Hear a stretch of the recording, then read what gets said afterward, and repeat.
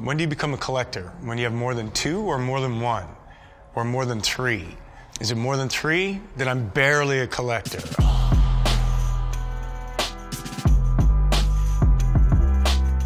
Hi, I'm Keanu Reeves, co-founder of Arch Motorcycle. Let's take a look. Where I grew up in Toronto, every summer, motorcycle gangs would come into a place called Yorkville. Those bikes, those people, those pirates, I think touched that 10-year-old kid in a way.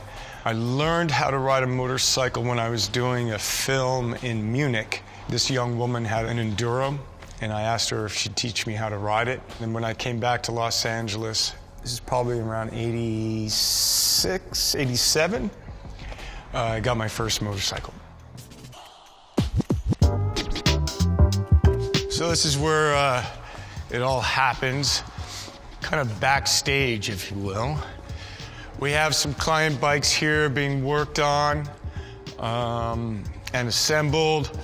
And then personally, this is the second motorcycle I bought in Los Angeles around 1987.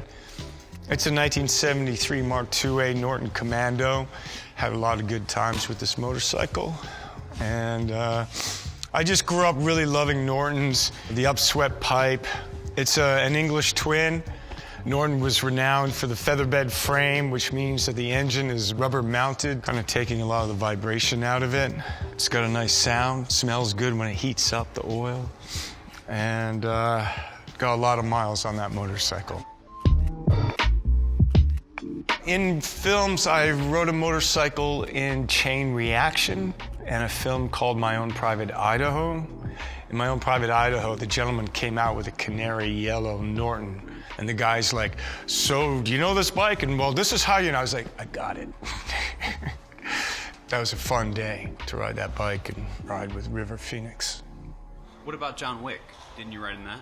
Yeah, so recently in John Wick, Chapter 3, yeah, I got onto the bike, so I had to ride it down an alleyway, and yeah, I did ride it down a bridge, and there's a fight sequence. Yeah, I rode in John Wick 3. Norton's, the year that I bought the 73, the shift patterns on the other side of the motorcycle in a different direction, so that took a second. And then when it came to the reality of the Norton, it was amazing. You know, it's not a super scary fast, you know, especially for a young rider. You know, I didn't get on a motorcycle that's 100 horsepower and I can go 150 miles an hour on it. I can do that now, but I've never gone 150. I haven't actually gone that fast. I'm like in the 135 range.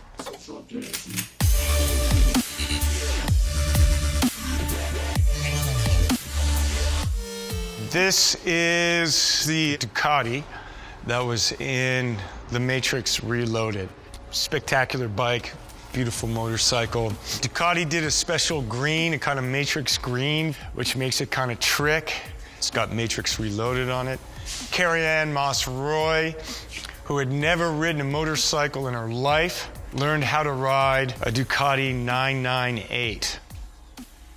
Wow. The motorcycle was with the Wachowskis, who were the writers and directors of the Matrix trilogy. We have become custodians of the motorcycle, and it's really cool to be able to show you this bike. We'll go through it and make sure everything works, and the next time we're at the track, I think we'll take it out.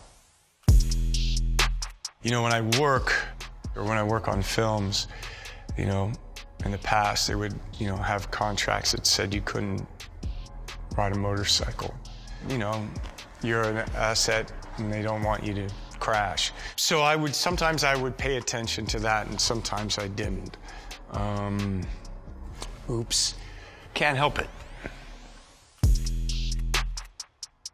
It's not difficult to communicate what it's like to ride a motorcycle because, you know, if you've ridden a bicycle, you kind of get it.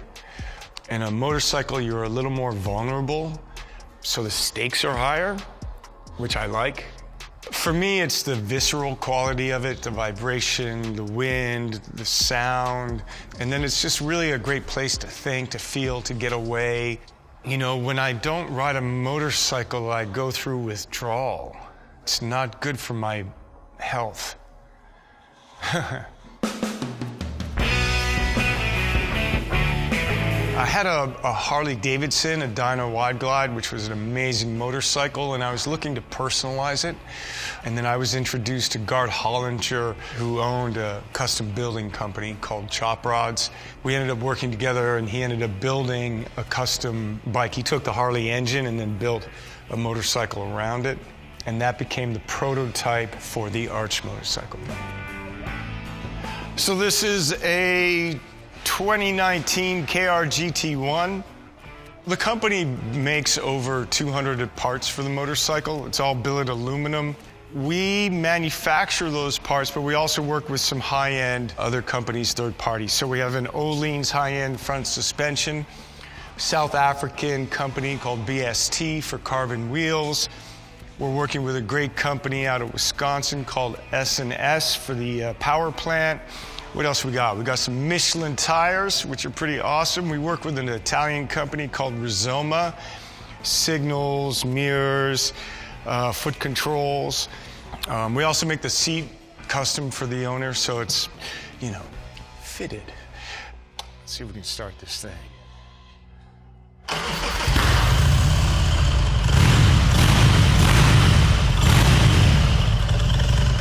They sound good. They ride amazing. So in terms of the company, definitely I'm involved with the dream of the company, the ambition of the company. I can't assemble a motorcycle and you don't want me to fix it. I can test ride it and I can tell you what's wrong and I can, you know, what quality control, how do we want it to feel, what are we doing? I'm not doing any of the drawing. Gart is doing that, but he'll show me and we'll, you know, talk about it. And then infrastructure and what's the voice of the company, who are we, what are we presenting, and kind of work with that. So if the KR GT1 is a performance cruiser, then this motorcycle is like a performance cruiser sport. What makes it sport? So the riding position. Instead of having forward controls, we have a mid control. It has a different rake. On the 1S, it's broadened a little bit, so handling is a little different. Also, we're gonna have different wheels, obviously different body work. So it's got some other kind of developments going on in terms of tank design. We're still working on our final exhaust system for it. And then there's a whole bunch of other design elements that are going on under here. We have a new instrument panel. The frame is different than the KR GT1. It's not exposed, and what's going on inside is a little bit different. We also like to do track rides. So there's the ponies for when we want to go fast on a racetrack. I'm riding the ZX-10 here, the Ninja. Gart's got the R1. Ross, who works the company, he's dealing with the Aprilia, and that might be Simon's.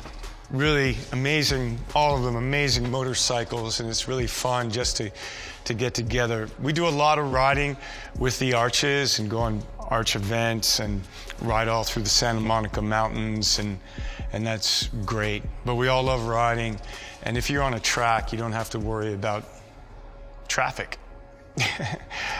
or speed limits. Yeah, let's see, bikes that I haven't ridden that I wouldn't mind. Well, I mean, of course, the Vincent Black Shadow, and there's a couple of examples of those, probably some 20s Bruff Superiors. I've never been on a MotoGP, a modern MotoGP motorcycle. That might be kind of fun, you know? That'd be insane. Oh my God. Anyway, I've never ridden one of those. Well, if I get on a Bruff and a Vincent Black Shadow and get the chance to ride a MotoGP bike, that'd be pretty awesome.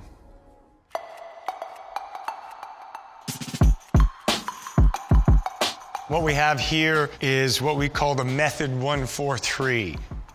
This is a prototype, so you can't jump on this yet and ride it. It's kind of like how the automobile company does concept cars. This is kind of a concept motorcycle that we're looking to make into production. It will eventually have a carbon fiber monocoque frame. You can start to see the idea of that coming down here on the down member of the frame. This will become carbon fiber.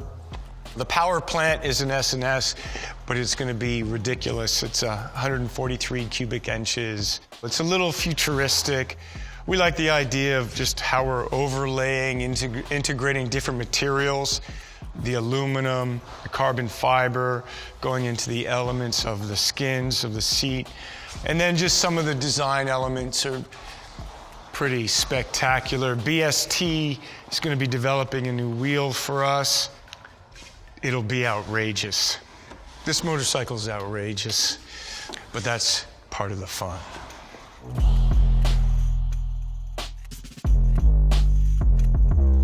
Advice to a new rider. I mean, if you're a kid and you're like starting off on a little mini bike, I mean, people are gonna show you what to do. If you're a young adult and you're not dirt riding and you wanna get on the street, take a class. You know, start with a small CC, get a bike that you can get your feet on the ground, something that's not gonna freak you out, you know?